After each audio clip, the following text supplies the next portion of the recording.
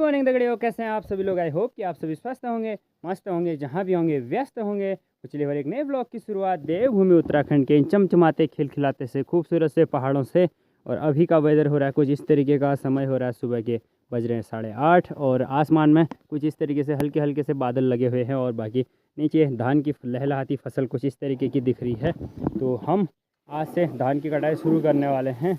तो अभी कुछ देर में चलेंगे नाश्ता वगैरह करने के बाद धान के खेत में धान काटने के लिए। बाकी ईजा यहाँ पानी के पास कुछ और काम कर रही होगी। तो अभी क्या कुछ होता है ब्लॉग में लास्ट तक बने रहिएगा। अगर चैनल पे पहली बार आए हैं तो चैनल को सब्सक्राइब करके वीडियो को लाइक कर लीजिएगा। चल पड़ा हूँ मैं अपने खेत की तरफ दराती लेके धान काटने के लिए। नींबू तो ना लगभग पकने ही वाले हैं, बस 2-3 दिन का और वेट करेंगे, उसके बाद इनको उठा के भेज देंगे मंडी।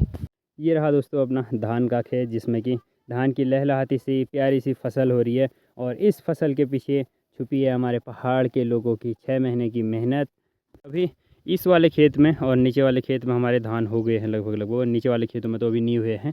तो इस वाले और नीचे वाले इन 2 खेतों की हम कटाई आज कर देंगे, बाकी नीचे वालों खेतों की बाद में। फाइनली धान की कटाई हो चुकी है शुरू। और अब जो है ना बहुत ज़्यादा काम का टाइम आ चुका है। अभी धान की कटाई शुरू होगी, फिर इनको कुछ इस तरीके से फैलाया जा रहा है। 1 या 2 दिन इनको धूप में छोड़ा जाएगा, जब ये हल्के हल्के सूख जाएंगे पराल इनकी। और उसके बाद इनको उठा के फिर इनकी मड़ाई करनी होगी। ये अभी वैसे भी असौज का महीना चल रहा है आजकल। असौज का महीना एक ऐसा महीना होता है जिसमें पहाड़ के लोगों के लिए बहुत ज़्यादा काम होता है। मतलब पूरे साल भर के 12 महीनों में सबसे ज़्यादा काम असौज के महीने में होता है।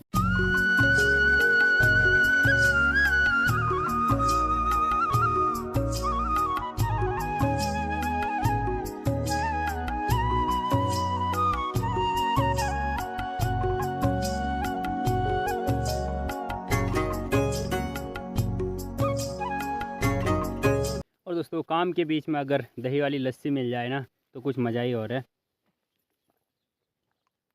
इस वाले खेत के धान तो हमने काट दिए हैं, बस थोड़े से बचे हैं। उधर ईजा और पापा जो है काट रहे हैं। काटने के बाद कुछ इस तरीके से इनको सुखाने डाला जाता है, जो कि 1-2 दिन की धूप में सूखेंगे आराम से। अब मैं चलता हूँ नीचे वाले खेत में। नीचे की तरफ भी सभी लोगों ने धान की कटाई शुरू कर दी है। देखो कैसे काट रहे, बीच बीच में से, कहीं पे हुए हैं कहीं पे नहीं हुए हैं। तो बीच बीच में से जो हो गए हैं काट दिए हैं। और उस तरफ सभी धान की कटाई हो गई है। बाकी इस वाले खेत में तो अभी हमारे धान अच्छे से हुए नहीं, हरे हैं, तो इनको कुछ दिन के बाद काटेंगे। अभी ऊपर वाले में काटने हैं। तो यहाँ से ऐसा कुछ व्यू अभी का दिख रहा है।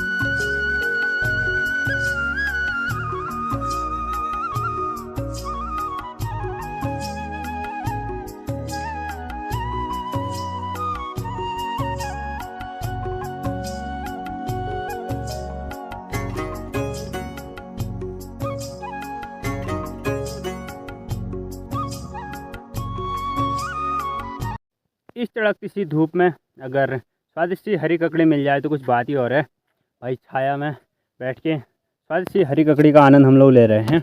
ईजा चली गई है खाना बनाने के लिए और पापा जी और मैं थोड़ी देर और काटेंगे। धूप लगी है बहुत तगड़ी वाली। और आसमान में बादल जो है ना कुछ इस तरीके के दिख रहे हैं। मौसम तो खैर लगभग क्लियर है। दोपहर के बज गए हैं 12। तो फिलहाल 2 खेतों के धान तो हमने काट दिए हैं, ऊपर वाले और इसके। अब चलते हैं खाना खाने के लिए। और यहाँ पे टाइम पे ना पहरा देना पड़ेगा अब, क्योंकि चिड़ियाँ सारे धान खा जाएंगी नहीं तो रेडी है अपना दोपहर का खाना। और आज दोपहर के खाने में मिक्स दाल और साथ में चावल। खाना खाने के बाद तुरंत जो है नीचे खेतों में भागना पड़ेगा, क्योंकि वहाँ पे चिड़ियाँ आ गई होंगी तो भाई काटे हुए सारे धान खा जाएंगी। अभी बज गए हैं दोपहर के 2 और फिर से धान कटाई हो चुकी है शुरू। यहाँ पे ईजा ने धान काटने शुरू कर दिए हैं। इस साइड में जो धान जो है पूरे अभी हरे हरे ही हैं। यहाँ से आगे की तरफ हो रहे हैं। जो हो रहे हैं उनको पहले काट देते हैं, बाकी हरे वालों को कुछ दिन बाद काटेंगे। और आसमान में कुछ इस तरीके से बादल आ गए हैं भाई, कहीं बारिश ना हो जाए। अगर बारिश हो जाएगी तो ना धानों के लिए बहुत बड़ी दिक्कत हो जाएगी। तो ऐसा कुछ है। अभी आजकल जो पहाड़ों पे ये खूबसूरत सी हरियाली दिख रही है ना, कुछ ही दिनों में ये पूरे पीलेपन में बदल जाएगी। जैसे जैसे ये घास कटेगी और पहाड़ों में घास पूरी सूख जाएगी, तो कुछ दिनों बाद ये पहाड़ पूरे सूखे सूखे से दिखने शुरू हो जाएंगे। अभी समय हो गया है शाम के 4:30 और धान काटते काटते अभी और भी बहुत सारे काम हैं। बैलों को लाना, बैलों को खेतों में बांधना और धान की जो कटाई की ना हमने, जो धान अच्छे से तैयार हुए थे उनको ही काटा है। बाकी तो अभी कुछ इस तरीके से हरे ही हैं। और बाकी नीचे के खेतों की तरफ कुछ इस तरीके का मौसम हो रहा है अभी। और धूप जो है सामने वाली पहाड़ी पे चली गई है। बाकी सभी के बैल आ रहे हैं जंगल से, तो यहाँ नीचे खेतों में ही बांधने हैं आजकल।